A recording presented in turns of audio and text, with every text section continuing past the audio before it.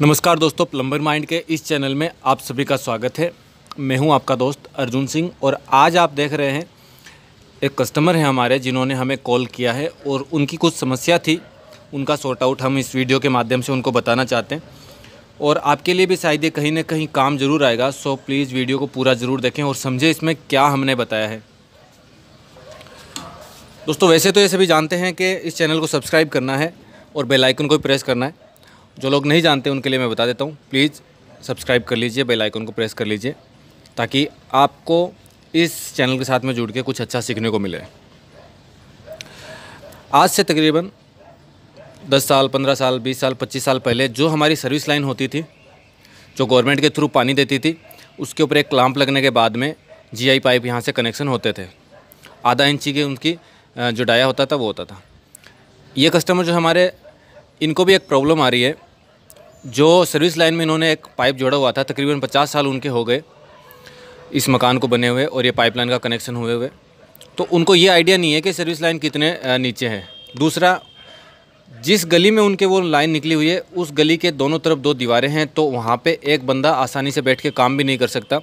तो इसके लिए उन्होंने अपनी इस दीवार को तोड़ा है। ठीक है, इस दीवार को तोड़ा है। तोड़ने के बाद में इन्होंने एक गड्ढा किया। पता लगा कि यहाँ पे उनके प्रेशर जो पानी की पाइपलाइन है वो डैमेज हो गई है जंग लगने की वजह से, जीआई पाइप। तो इन्होंने अब इसको करना क्या है, मैं उनके लिए कुछ बताना चाहूँगा। उनको करना है कि इस पाइप को यहाँ से काट लेना है। गड्ढा होस के उतना चौड़ा कर लीजिएगा। पाइप काटने के बाद में ये एक डिस्क आएगी जो मार्केट में अगर आप ख़रीदने जाओगे तो 100 नंबर का रेजमाल पेपर इसके साथ में आता है। फ्लैप डिस्क इसको बोलते हैं। 100x16 mm होती है। तो ये कुछ मैंने यूज़ की हुई थी पहले, इसलिए ख़राब हो गई। तो ये पेपर आएगा इसके ऊपर। तो इस पेपर की सहायता से इनको, ये जो नीचे वाला पाइप था, इस पाइप के दोनों तरफ इसको साफ़ कर लेना है। ग्राइंडर जब चलेगा इसके साथ में ऐसे, तब ये पाइप जो है एकदम से ऐसे साफ़ हो जाएगा। यानी कि ये मान लीजिए पाइप है, ये पूरा हिस्सा उनको साफ़ करना है इस ब्लेड से, ऐसे जब कटिंग करेंगे तब।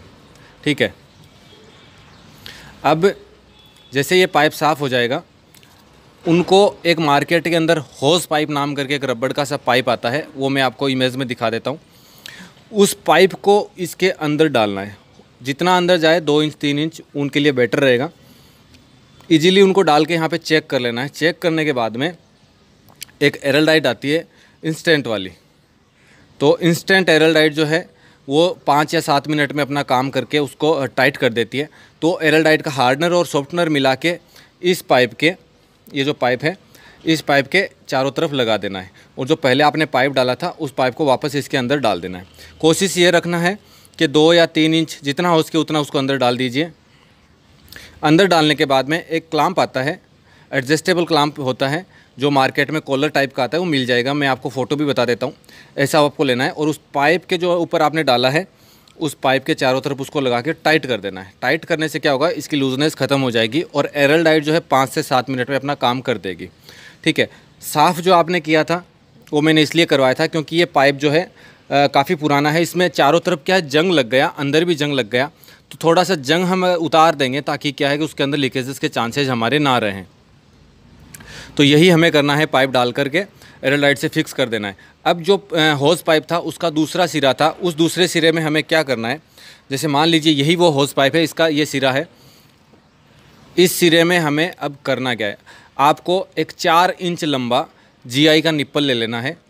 ठीक है, जीआई का निप्पल को उस होस पाइप के अंदर डालना है।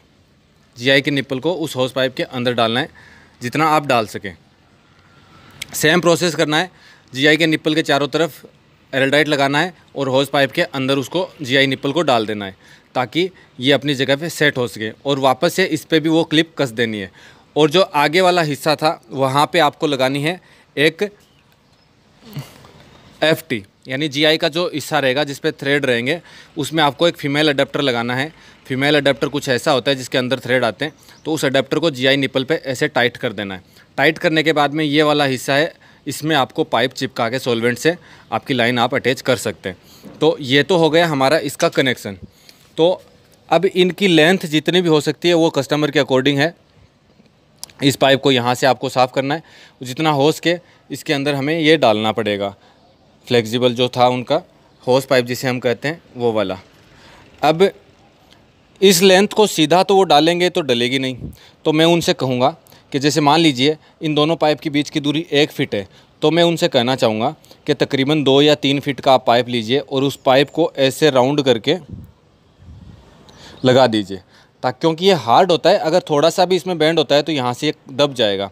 कोशिश यही करें कि इसमें बेंड ना पड़े। अगर ईजिली सीधा आता है, सीधा कब आएगा? जब इसकी लेंथ ज़्यादा होगी। ये चीज़ हमेशा ध्यान रखना। यहाँ से और इस पाइप की दूरी अगर ज़्यादा है, यानी कि 1.5 फीट 2 फीट है, तब वो पहले इसमें आप डाल लीजिए, उसके बाद आप इसमें डाल लीजिए। कोशिश यही रखना कि 2-3 इंच यहाँ पे चढ़ जाए, 2-3 इंच आपको यहाँ पे हेक्सा GI निप्पल पे चढ़ा के आप यहाँ पे जोड़ सकें। तो ये शायद मैं समझा रहा हूँ उनके समझ में आ गया होगा, क्योंकि उनके पास इतनी जगह नहीं थी, इसीलिए वो ऐसा कुछ कर रहे हैं। तो मैंने उनको एक ही सजेशन बताया, पर आप होज पाइप को इसके साथ में अटैच कर लीजिए GI निप्पल के साथ में, और यहाँ पे भी GI निप्पल लगा के एक FT लगा के इस पाइपलाइन को आप आगे दुरुस्त कर सकते हैं। तो आज के लिए इतना ही। आशा करता हूँ कि जिनके लिए मैंने आज ये वीडियो बनाया है उनको ये समझ में आ गया होगा। अगर फिर भी आप लोगों को कोई समझ में ना आता हो तो मुझे कमेंट कर सकते हैं, या फिर मुझे पर्सनल नंबर पर आप कॉल भी कर सकते हैं। तो आज के लिए इतना ही। जय हिंद, जय भारत।